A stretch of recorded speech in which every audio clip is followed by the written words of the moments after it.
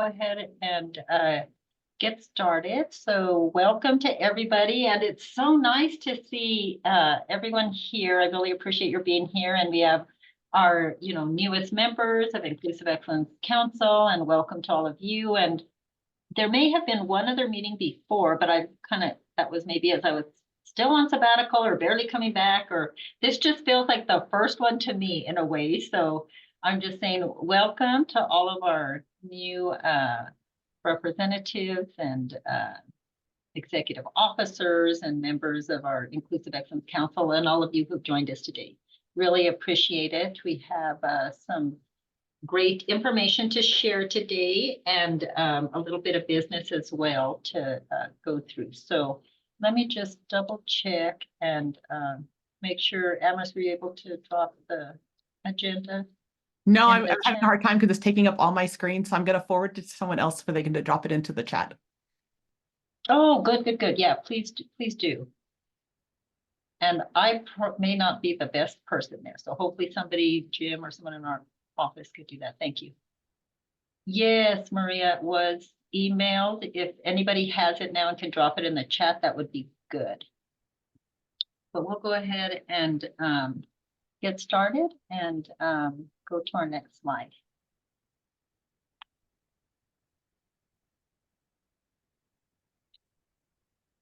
We're going to go ahead and have Jim read our land acknowledgement as we start our meetings with this each time.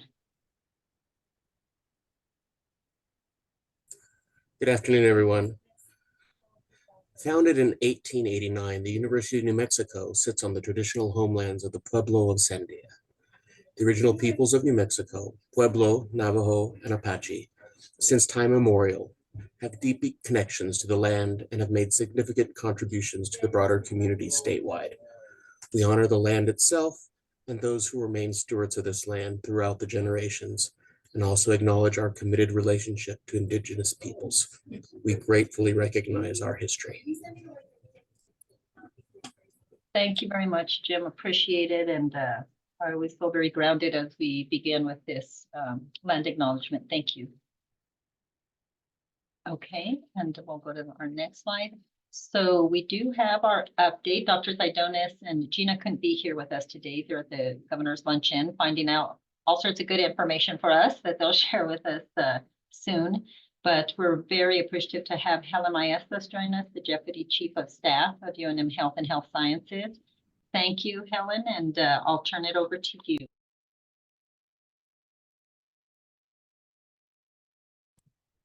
Oh, thank you so much. Sorry, I was clicking away and weird things were coming up on my screen. So thank you, everyone. Thanks so much for having me.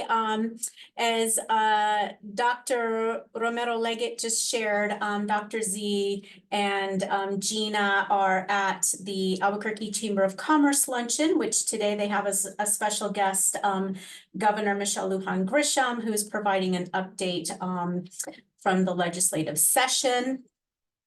So it'll be interesting to see what they hear today. And on that point, of course, we just wrapped up the 30-day session in the middle of February. It was really quick. It was kind of crazy, but I just have to, on behalf of all of us here, express our gratitude for all of you who stepped up on very short notice to complete FERS, who drove up to testify at committee hearings. As you know, sometimes we don't know until the night before what is going to be in committee. Sometimes that means late night phone calls and early morning drives up to Santa Fe. So thank you to all of you who made yourselves available to do that. It really makes a difference and really made a difference for many of the items that we were working on. I think it looks like we will get a little funding for some of our different projects and priorities. But of course, the governor has until March 6th to sign the budget and the bills, and we're hoping that all of our items that we were successful in getting in remain in the appropriations and budgets. So fingers crossed for that. Secondly, I wanted to share that we are, of course, continuing to work on our strategic plan and implementation. And many of you on the Zoom here today are a part of that important work. But I just wanted to share that Dr. Zidonis has committed in the area of health equity to start an Office of Health Equity that would house our Center for Rural Health and our Center for Hispanic Health. And so we're starting with creating a way to gather input from key stakeholders on campus and within the community to inform this process of setting up this office and these centers. And if you would like to participate by providing input, we ask you to please contact Shanoa Stillwell Jensen, who I see is on this call. Where are you, Shanoa? There she is. Or contact Gina directly. And finally, we're happy that we will be hosting Dr. Anthony Flegg and other members of the IEC Community Committee, as well as the HSC Engagement Committee for a meeting and lunch at our office next month. And we're looking forward to coming together and discussing ways to work together in community engagement. And again, you can reach out, contact Gina if you have any questions about that. But that is what I have for our update. Who's here with us if you have any comments, questions, or want any additional information. So thank you so much for the time. Thank you for that, the updates, Helen, really appreciate it. And let's just take a minute here if there are some questions. People have questions they would like to ask. And I'm going to try to scan both screens, but if I'm missing you, please go ahead and just start speaking and ask your question.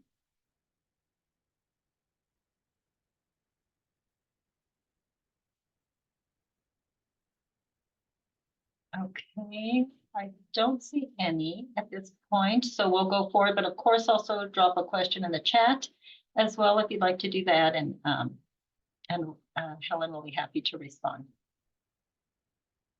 And so we're going to go into our announcements and updates now. I'll start off with some, and then I'm going to open it for all of you to please share all of the exciting and wonderful things going on here at the health sciences and also in our communities. So just an FYI to you, and I believe calendar invites have been sent, but you know, while we were working those 2 years on our climate assessment, the HSC-wide one, we had our IEC meeting every other month to allow time for the climate assessment work group to be working and things to happen there, since that was a very big time commitment at that. And so now we'll be going back to our monthly Inclusive Excellence Council meetings the last Tuesday of every month at noon. And again, everyone should have those calendar invites. And for those who don't receive the calendar invites, otherwise, we do always have this posted on our website, and the Zooms and the recordings of past meetings, if you've missed one, are on our UNMHSC DEI website. Okay, next slide.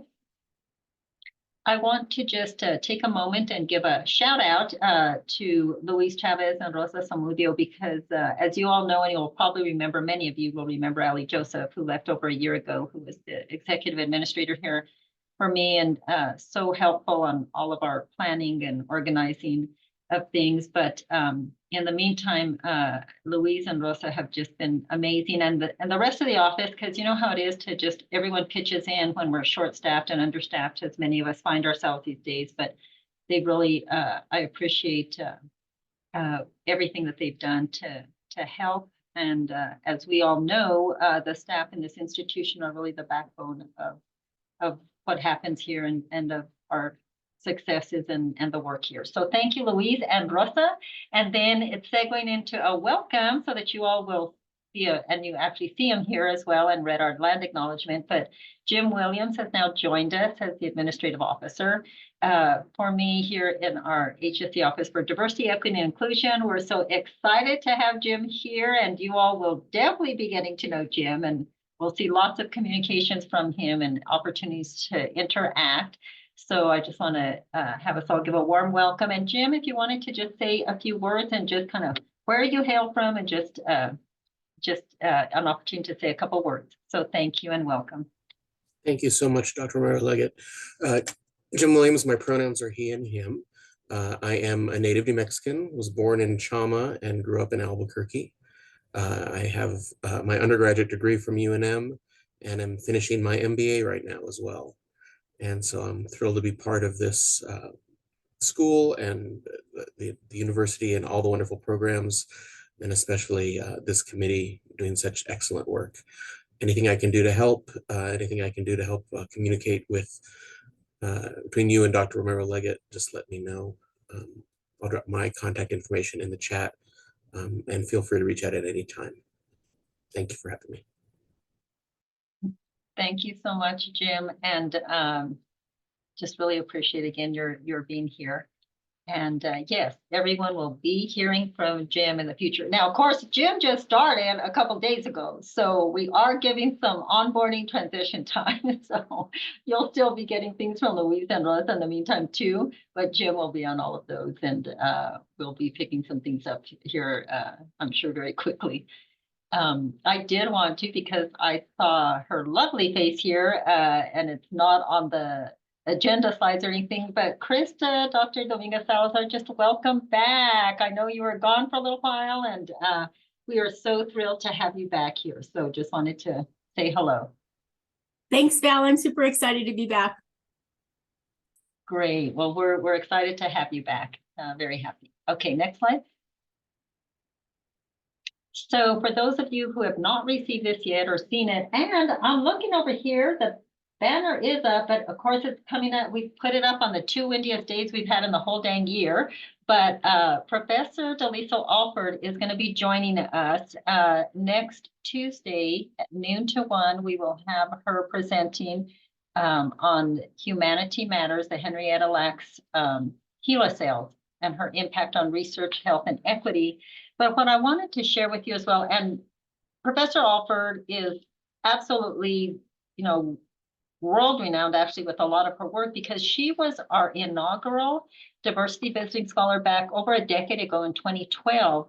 And at that time, the Henrietta Lacks book had just come out, and Deliso was working in 3 areas, and her scholarly work has been around her stories, right? Into history, her stories. But Henrietta Lacks was one of those at the time. And Professor Alford's work, her law review article, and her seminal work on unjust enrichment, meaning that, of course, these cells were taken without the permission of Miss Henrietta Lacks, and then her family, of course, people, first of all, the amazing, wonderful things that it has done for the world, right? And every one of us who's received a vaccination, or, many of the things that have happened come from Miss Henrietta Lacks. But in the spectrum of this, and of course, the billions of dollars that have been made from these cells as well, the family has never received any amount of financial support. And so most recently, her work was used in the first settlement that has come to the Henrietta Lacks family most recently. So she'll touch on that a little bit too, but a big part of her work has really been linking the health professions and the legal together. And her other work was also on the women of Tuskegee, and which we know a lot about the men part of it, and then also about the father of OBGYN, Dr. Sims, and his experiments on enslaved women, right? So her, again, scholarship is, even at a time that they really weren't being discussed at all, these issues, she brought up, and then we brought her back in 2018. She is coming back again now, returning home, and she loves being here. There will be opportunity as well that we'll make sure you all have the flyers, which I think you do, to meet with students and then to meet with faculty and staff as well, like a little more personal opportunities for that. And there will be an evening event at the School of Law as well and both of these are open to community. So just wanted to let you know about her coming and hope that you all will be there. It will be in person only, and unfortunately, we won't have the Zoom capacity at that time. Okay, next slide. And then, of course, we are in Black History Month celebrating, and thank you to everyone who's been part of the activities and celebrations and acknowledgements and education around Black History Month. And just to let you know that we will have tomorrow at noon our Excellence Award for Black History Month, and we have some incredible awardees, and we would love for you all to join us and celebrate them and the work that they have done for this. So just wanted to make sure that you all are aware of that, and welcome you to please join us tomorrow at noon. Okay, next slide. Oh, okay, so before this, and before we start here, let me open up and please, other people, please share some of the happenings. And I know that I would also like, Kate Becker will give a few words also, just a little update on I don't even know, Kate, I'm sorry if the word's merger or not, but again, the partnership and the joining of UNMH and our Sandoval Regional. So if you would also please give that update as well, and then again, other people make announcements. Oh, thanks. Just briefly, so UNM Hospital acquired all the assets of Sandoval Regional Medical Center. So it's an acquisition, but since we've all been kind of in the same family all along, that's more of a legal term in this situation than how it actually feels. So what that means is that both hospitals are now under the license of UNM Hospital. And that was helpful for a couple of reasons: expanded access to training opportunities, expanded coordination of care between the facilities, and expanded financial opportunities. So we've been at it now about 2 months. It was effective January 1st, and it seems to be going pretty well. Pretty happy with it. And we've seen just a lot of nice cooperation in terms of figuring out how we can do better at transferring patients back and forth, making sure that we have coverage out there when things happen. And it gives them a little more depth on the bench from us so that we can kind of back them up when they need that. So that's all. Happy to answer any questions. Thank you. And are there any questions about that, just real briefly? Or anything that I brought up before in the announcement? And please, I'm going to just say, everybody, just go ahead and speak, because how wonderful. We actually have lots of people on, but of course that means 2 screens, and it's hard to kind of look for hands, which everyone's trying to be so polite and nice. But please just go ahead and speak out in these times. But any questions for Kate or I at this point? And I know in the Dropbox, thank you, Jim, for dropping in the flyers that we were just talking about as well. And let's go ahead and please open it up to our members here to see if there are some announcements as well. And I see Dean Godwin as well, if you have any updates from College of Pharmacy also. But we've had lots going on, including the convenings from the DEIA College of Population Health, and then most recent Valerie Curve that Dr. Fernando had. So please, you all, please make any announcements you'd like to make. So I'll make an announcement since you asked, Val. So the College of Pharmacy, we found out probably about 3 weeks ago that we had our accreditation site visit at the end of 2023, and we did very well. And we are now fully accredited until the year 2032. So thank God, 8 years until the next site visit. But that was that was the results of a lot of effort by a lot of people at the College of Pharmacy, and I appreciate them all. And so, yep. We're going to be, so we're around for a while. That is huge. Congratulations. And I'm sure it was a huge amount of work. So great job to the entire college. Thank you. I have an announcement, Val. This is Krista Salazar with the College of Pharmacy. And the announcement I'd like to share with you all is we have a date for all things art. We've done it for the last 2 years. Last year, the UNM HSC DEI office supported it, and we used it as a platform to really announce the Culture and Climate Survey. This year it will be again April 18th, so please put that on your calendar. to come by and look at the art. And if you are an artist who would like to exhibit your work, I will be sending out an email for that. So please keep your eye out for that. Thank you. Thank you. That's so exciting. You know, Krista, it's so funny. Really, literally the last day or two, maybe it was even today, but I was thinking about how wonderful that had been and just how much I'd enjoyed, you know, learning and seeing what people do in their other aspects of who they are and their identity and culture and everything. It was amazing. And just what a great idea and wonderful. And it really excited about that happening again. So thanks. Thank you.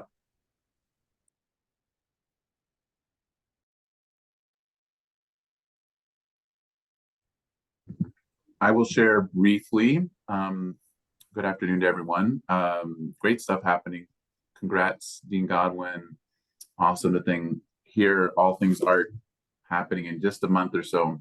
Krista, we're gonna do another series where we bring all of our HSC community together to do some creative writing. And I think what's sort of unique about this in part is that we're really through the HSC DI office, the school medicine DI office, we're consistently you know, making DI inclusive of wellness and self-care, and lots of connections there, of course. But yeah, if you've just been looking for a place to kind of get out a pen and do some writing that isn't about reports or patient charts, I encourage you to come. I did put a flyer a couple minutes ago in the chat, and it's going to start the week after next week when we have Professor Alford here. So that next Tuesday, March 12th, four straight Tuesdays at lunch. You can do virtual or in person. Thank you. Thank you, Dr. Flagg. We always look forward to those and again, delving into other areas for all of us that we appreciate. Thank you. I'd like to share that I received Anthony's email this morning about with the picture and the poem. And it was just an amazing few moments as I was reading that poem to really ground myself in the moment and in the work that I have at hand today, and not be overwhelmed by what lies ahead in the future, but just excited about today. So thanks, Anthony. Thank you, Krista. Anyone else? Oh, and there we go. Shano, I think I see your hand. Thank you so much, Dr. Romero-Leggett, and hello, everyone. I'm just so thrilled to share that we are getting in the final stages of our plan and our work with Kaufman and Associates, an Indigenous matriarch-owned company with several Indigenous individuals regarding the Native American Recruitment and Retention Plan. Dr. Tassie Parker and Gina Urias Sandoval have been working on this for a couple of years, and we have now this incredible effort. Really want to thank all the deans that have been a part of these meetings and visits with Kaufman and Associates. They just concluded several interviews with Native American faculty at HSC. They're looking at broad ways in which we can recruit Native American faculty, and also incredible best practices and practice-based evidence approaches with retention of Native American faculty at academic health centers. So once it concludes and the plan is finalized, we look forward to sharing that with you sometime in April. So thank you so much. Thank you for sharing that, Shinoba. Really important for us as an institution. I really appreciate that. Thank you. Okay, probably a couple more, and then we'll move on to our presentations that we have today and move forward with that. But anyone else? Last couple? I'd like to thank everybody for coming out that showed up and supported our inaugural Be a Jedi School of Medicine Beloved community event with Valerie Kaur. She is phenomenal. Just a wonderful, wonderful guest. And I think everybody that had the privilege of being there were really, really blessed by it. So thank you so much for your support. And we hope to continue to push our theme of the beloved community here on our North Campus, not just within the School of Medicine. And I also want to highlight that we are having another inaugural event. Our group on Women in Medicine and Science is having their key kind of a, I would say, well, it's not half day, but it's from 8 to 2 on March the 15th. We're bringing in Dr. Amy Gottlieb, who used to be at Massachusetts General. She does a lot of work on gender equity, pay equity, and other types of equity, but she's now at University of Southern California, USC, and is serving, I believe, as their faculty affairs lead. So we're excited to have her do our keynote, and then there will be some panel sessions on mentorship and the other one I'm forgetting that day, and we'll be serving lunch. So please register. We welcome all folks, not just women in medicine and science. We need everyone to be allies and supporters, and not just within the School of Medicine. So our whole entire community, we welcome you. So that flyer is out. I'll try to find it and also put it in the chat as well. Thank you very much, Anita. Appreciate that. And it was a wonderful evening. Okay, last chance here, and then we're going to go into our climate and culture. Good afternoon, Dr. Romero Leggett. Thank you. I just wanted to mention that in 2023, we had the opportunity to collaborate with the UNM Community Engagement Center to host a symposium at the University of New Mexico.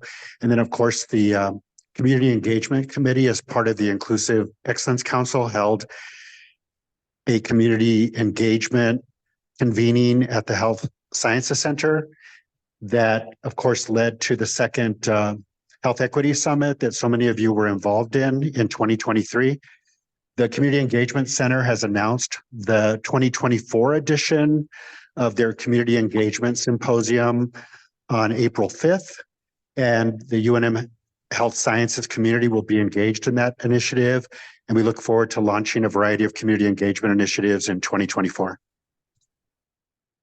Thank you so much, Dr. Ball. I appreciate that and keeping us informed on those really important initiatives and endeavors.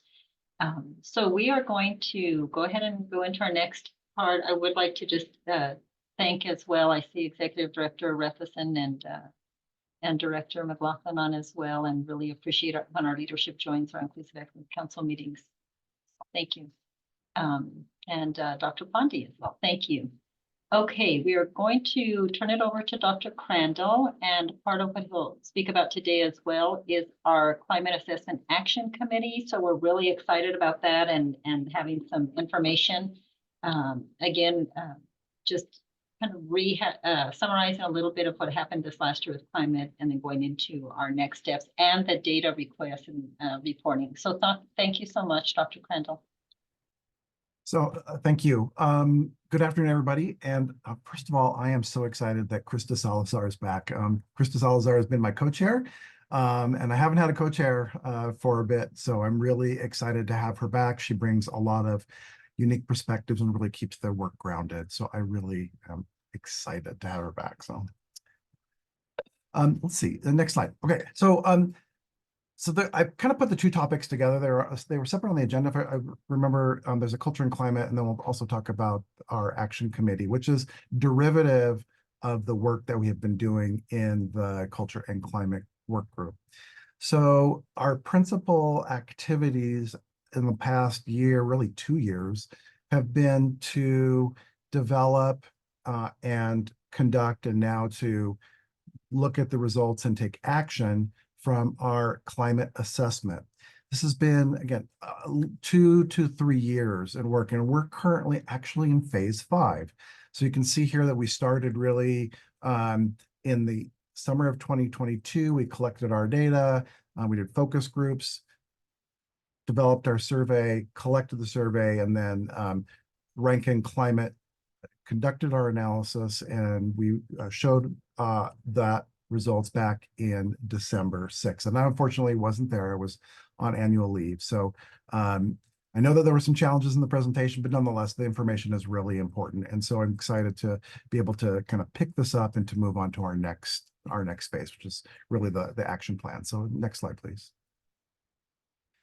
First of all, as Dr. Romero-Leggett pointed out, this has been a really big task, and we certainly could not have done it alone.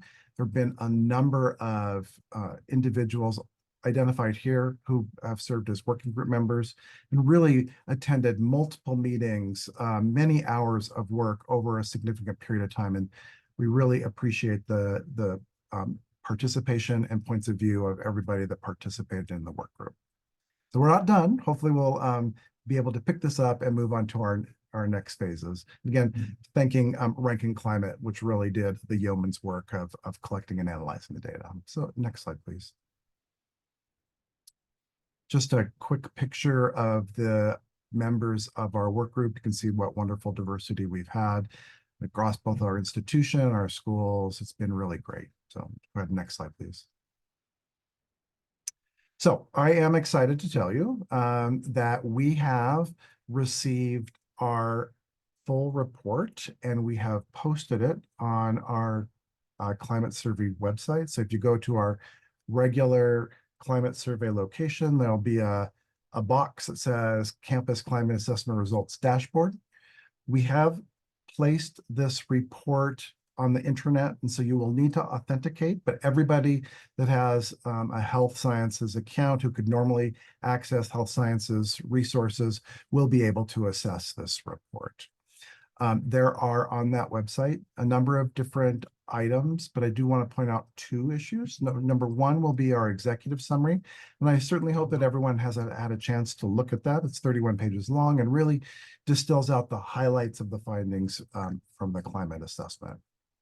What is new is this full report. It is a doozy. It is 434 pages. It will provide significant and in-depth results that characterize the climate on our health sciences campus. And so I welcome everyone to go to that website and download that report. Next slide. All right. So building on to what we're going to do, just want to remind folks that we have the opportunity to look at the data. We are in the process of obtaining the data from Rankin Climate. We're following university rules, and we're having to set up a secure transfer process to obtain and secure the data. And I hope that will happen actually this week. And so let's move to our next slide. So we have, once we get the data, we'll have two opportunities, two kind of broad opportunities for individuals to discover the data a bit more themselves. I've been working with the Tableau visualization team, and there's a number of terrific folks at our institution who are very skilled in working in Tableau. And we're going to take the data that we have and to place this again. Similarly, we're going to place it on the intranet. And again, you'll need to authenticate to get into this.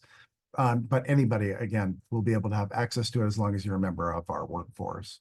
Within that, you'll be able to drill down into your own schools or within certain groups, be able to discover that information. And finally, we also will have the opportunity to do your own analysis. And I think we'll go to the next slide. I think there's one more, a little bit more detail. And so the Tableau visualization will provide, I think, the greatest opportunity for individuals to really, to drill down on information that they would like to see. The issues that we will need to do is to consider confidentiality, and we will not, we'll have a system so that you won't be able to drill down to such a level that you'll be identify individual responses. For the do your own analysis will be set. So we're going to have a 6-month moratorium on requests for this information. And similarly, it will take us a bit of time to really get the Tableau data up as well. And so we will not be able to show some of that information right away. But once people have had a chance to look at the reports, and then they'll be able to formulate questions. Ideally, Tableau will be able to answer it, and if not, there will be opportunities for individuals to do their own analysis. We will set up a process that will require a brief proposal. We'll have a proposal review committee, and we will require that individuals go through the HRC process. In part, this is because the whole program, the whole climate assessment process has been done under the HRC oversight. And so we really want to ensure that the standards around confidentiality and integrity are really followed, because the information could be viewed potentially as quite sensitive. And so we want to make sure that people respect individuals' responses and their confidentiality. So I'd be looking for help with both of these. And so I'm waiting to get the data first and then to talk with the Tableau visualization folks.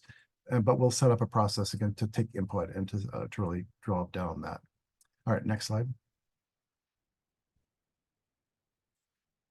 We've kind of essentially covered all this. Just a reminder that the individual data reports we will not be able to release. We're going to hold a 6-month moratorium, so that really will be in probably the early summer, right? It'd be June, July that we expect that will be able to be available. And the other issue, just want to make a comment that we will not be releasing the free text responses. Those would be the types of things that would most likely identify individuals. Rankin did go through and scrubbed out as best they could individual names or ways in that people could be identified. But again, we want to make sure that people feel respected and that the results are confidential. Next slide. All right. So the next stage, really, this is phase 5. We have set up a process where we have asked folks to join a climate assessment action committee. We've targeted individuals who are either in the climate survey working group, as well as those in the Inclusive Excellence Council to participate. It will be open actually to a broader group of individuals, but those will be the individuals we expect will have the most knowledge about the material, as well as the ability to translate the findings into some action plans. So let's go next.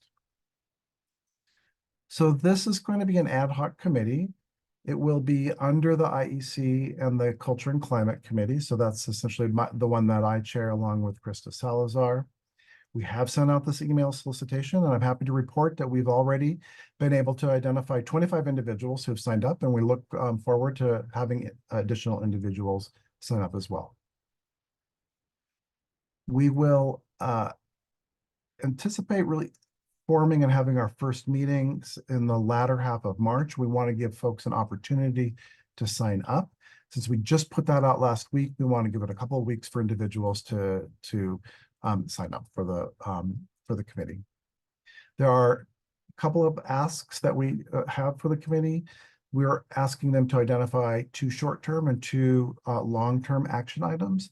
And it's important that these action items align with both the UNM and the health sciences strategic plans, which have been recently formulated, are in this process of acting. We will have meetings about once a month for 6 to 12 months is the expectation. All right, next slide. Just a couple more details about this.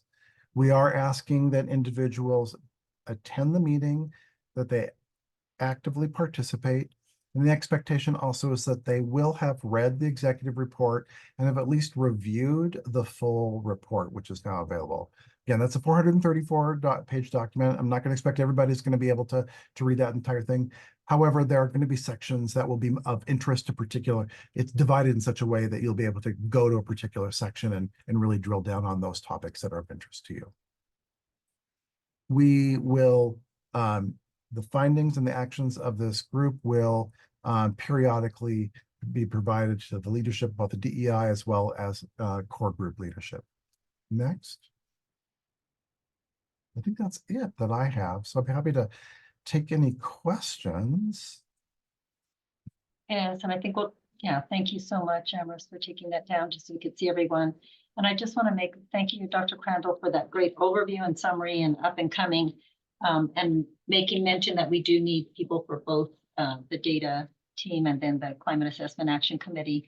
And really appreciate, I mean, we're so excited that we have a good number of people in this short period of time that have already signed up, you know, and the fact that it's so important for us to have the different voices and perspectives come together to look at the, you know, determine these couple of long-term and a couple of our short-term action plans, and how important it is for us to also align and make sure that these are institutionalized. But we welcome all of you and look forward to the work of that committee, and not just having an amazing climate survey, again, our inaugural one, that just kind of sits somewhere. I mean, there's so much information there for us to learn from, and then really to reassess when we come back in 3 years and do that again in the next 3 or 4 years. So thank you all for that, and really excited about this committee and the work of the committee. Any questions, comments, thoughts?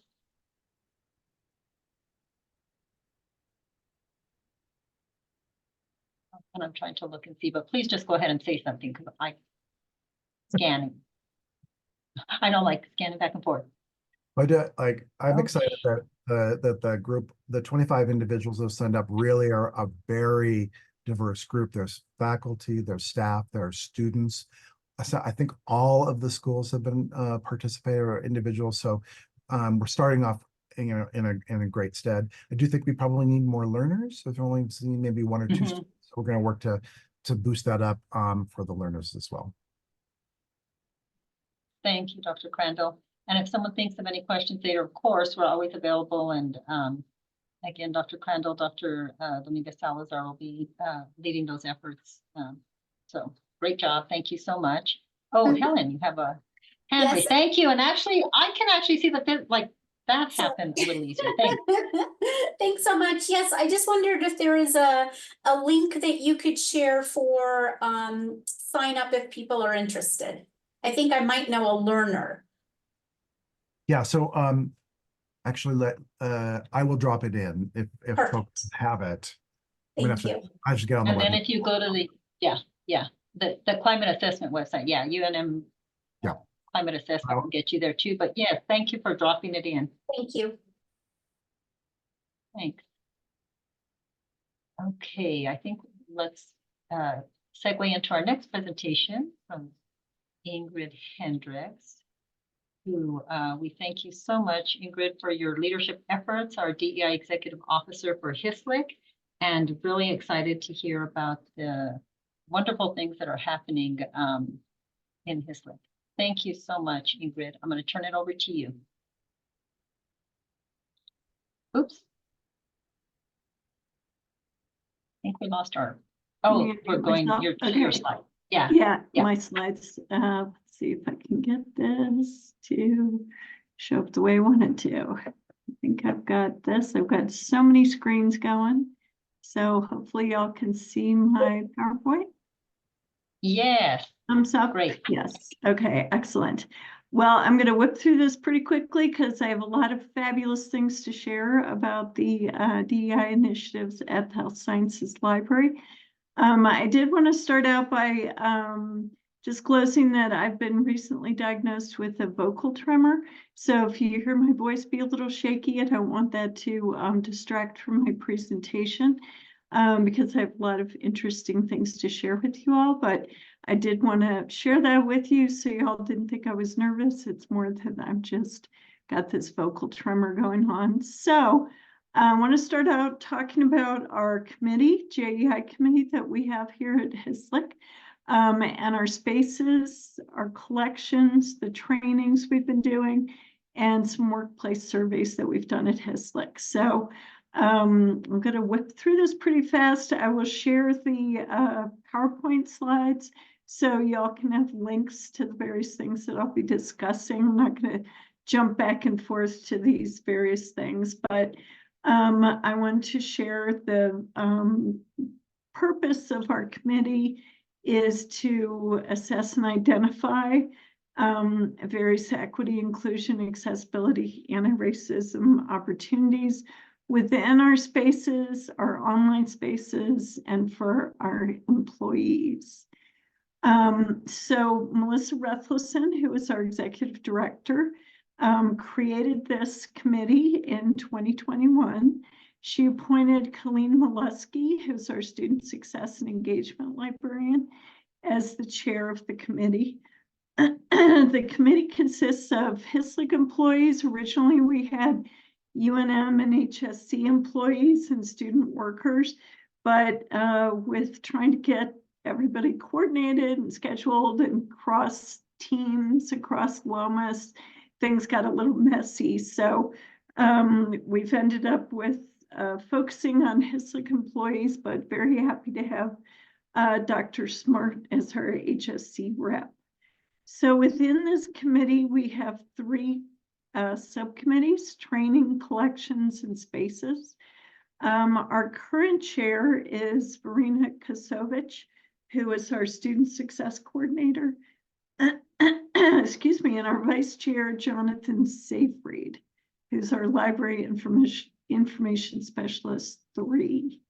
So in terms of spaces, we've really been doing a lot to increase our signage, to have signage in different languages, put signage on her bathroom doors to allow people to feel that they can choose the bathroom that works best for them based on their gender identities. We've been offering free menstrual products for quite some time, very popular amongst, of course, people who forget to bring stuff with them and find themselves studying in the library. So we have that. We recently opened the ADA bathroom on the 2nd floor, which is actually the floor you walk in on, which is a gender neutral universal restroom. It has a push button entry, an ADA ceiling track lift, diaper changing station, hands-free dispenser, and a lot of space to be able to move around. We also renovated the lactation room that we have in the library to make it a nicer space for some people to use. We have energy pods, also known as nap pods, which you can see a picture of up there in the corner. You can pull the hood down. It has music and it does like a 20-minute timer. You can just take a little break, kind of refresh, go back to what you were doing, and they are also quite popular. And we also have walking treadmills in the library so that people can study and walk and look at their devices or phones or whatever at the same time. With a seed funding grant, Melissa put together these seed funding grants so that HISLIC employees could try pilot projects. And one of those was a wellness room. So we started out in a pretty small room, but quickly realized that this was extremely popular with students. And so we moved it into a bigger room, decorated it with more things based on student feedback. And it's in room 316 in the library. It's a nice place to go take a break, meditate, pray, decompress, whatever you want to do. We have prayer rugs, yoga mats, nice comfortable chairs, all sorts of things. And the quote in the middle is from a student. We have a kind of a notebook that people can put comments in. And I think that just speaks to how helpful this space is for students to get away from their everyday stresses of exams and things like that, and just take a breath and then be able to go back and be productive. In terms of our collection, we do partner with Dr. Smart's fabulous Community Connection and Reflection Book Club. So we get print copies of the books so people can come in and check those out if they're participating in the book club, or even if they're not. So there's some great books that are being offered.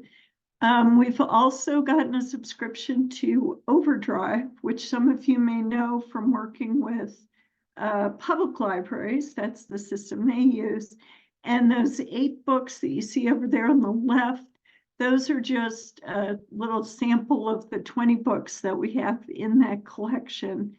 and we're adding to that frequently. So it's just a way to get to books other than the typical sort of medical nursing pharmacy type books that we have in our collection. We also undertook a project to evaluate some call numbers and some outdated material, especially related to gender identity. There were some older books that were kind of disturbing view of gender identity. And so we've reviewed the collection and moved some of those into our archives. They're still available for historical use, but they're not right up next to other books that people found a little concerning. So in addition, we had another couple of employees go for a graphic medicine collection seed funding grant, and they brought in 2 excellent speakers. Also allowed them to work with our collection development department and purchase 27 titles, some of which you can see up there in the right-hand corner. And again, there's a quote from someone who attended the presentation on public health and graphic medicine. And we've put together a resource guide for this as well, so that people can learn more about graphic medicine. And we're hoping to build on our medical humanities collection in the health sciences library. In terms of our trainings, we started out requiring that all HISLC faculty take 3 HISLC-sponsored JEI trainings. Based on feedback from our employees, we changed that because people felt that not all the trainings really spoke to the work that they were doing. So we've changed it to 1 required HISLC JEI training and then 1 employee self-selected training. And in order to help people determine if the self-selected training is kind of fits into the categories that we would like people to use, we've adopted Oregon State University's 9 competencies for external JEI learning, and people can go in there, they fill out a form and indicate which of those competencies they're covering in their self-selected learning. Just to let you all know, though, that the majority of our employees take anywhere from 8 to 9 trainings per year. So it's not like they just do 2. It's like there's so many opportunities available that people really take advantage of those. I could have had 10 more slides on the various topics that we've been sharing with the HSC community, but just a little taste of that is that we've had something on gender affirming care, some fabulous presentations on transgender cultural fluency, book banning and censorship. And we're currently going through a series of trainings related to bias in hiring that Dr. Smart has been doing, which are fabulous. And I don't want to give her any more work, but at the same time, I would highly recommend these trainings that she's offering. So they've been very helpful to us as we're going through some hiring at the moment. This has been really great. For students specifically, we had a Lobo Pantry event to let them know about the campus Lobo pantries, both for HSC and main campus. Information about Lobo Respect Advocacy Center. We had a Dia de los Muertos breakfast and ofrenda. And we've had workshops on zine workshops to provide students with an opportunity to voice their alternative publishing and their viewpoints on different issues through different kinds of media. And coming back to what Dr. Salazar had said, we co-hosted All Things Art, and hopefully we will do that again, because we did get art rails to hang art in the library. We had a trauma-informed care symposium, and I want to let people know that in March, we will have a film screening of an excellent film called Coded Bias about bias in algorithms. And the film will be on the 22nd, and there'll be a Q&A with the filmmaker on the 27th. We also had climate survey just within HISLIC to look at wellness, work-life balance, inclusion, and morale. And we got feedback on what people thought we were doing well, which you can see those bullet points there. We then addressed the concerns that people had about those 5 items, and sent out a detailed message to everyone in HISLIC with the steps that we've been taking to address all of those issues. So for the future, we're looking at overhauling our webpage to make it easier for job searchers and various committees to see what we've been doing and what we're working on. Currently, that's all in a team space, so we want to make it more outward focused. And then we're going to be doing some trainings this year on autism, ageism, and we're going to plan a larger event for Pride Month. We usually have a big book display in the library, but we're also going to be doing a speaker. So I think we're getting close to time. So I think we have 1 minute left for any questions that anybody has. So thank you for your time and attention to this great work that's going on at HISLIC. Totally amazing, Ingrid. Thank you. That was great. My gosh, and Executive Director Refleson, and I mean, your entire team, right? I mean, this is, and others that are part of this is, I love it. There's so much here. I have to go over there and visit. Oh my gosh, I gotta get out of my office and get over there. Well, I will So, let everybody know that we are in the process of a major remodel on the 2nd floor. So when you walk in, it looks like a construction zone, but keep going upstairs and it's a different environment up there. thank you. Looking for any questions or comments, lots of things in the chat, please. There's so much information and kudos and wonderful things. Helen? I just want to know, are those little pods available for staff or are they only for students? No, everybody can come use them. Okay, thank you. Yeah, they're Okay, we're gonna 3rd race over floor. there, Helen. Yeah, they're over on the 3rd floor. So please feel free to come over and make use of them. Yeah, Helen and I are gonna be racing over there and many, many others. No, this was great today. I just appreciate everyone joining us. Again, things are recorded and are found on our website. If you'd like to go back and pull some things up, people's contacts and information is on the website if you'd like to reach out directly. And if there's some things, this council serves, to advise Dr. Zidonis, all of our community here and our office as well. But we want to share this information because prior to this, we all do anyway. We're working all the time, but to bring us together and to share just the many wonderful things happening in the health sciences and or issues that we really need to be addressing, right, as a cohesive unit. So please, if you have some things you really would like to present, we have a place, kind of a queue, and trying to figure out what will be every month, like our agenda. So just go ahead and send that to me if you'd like to.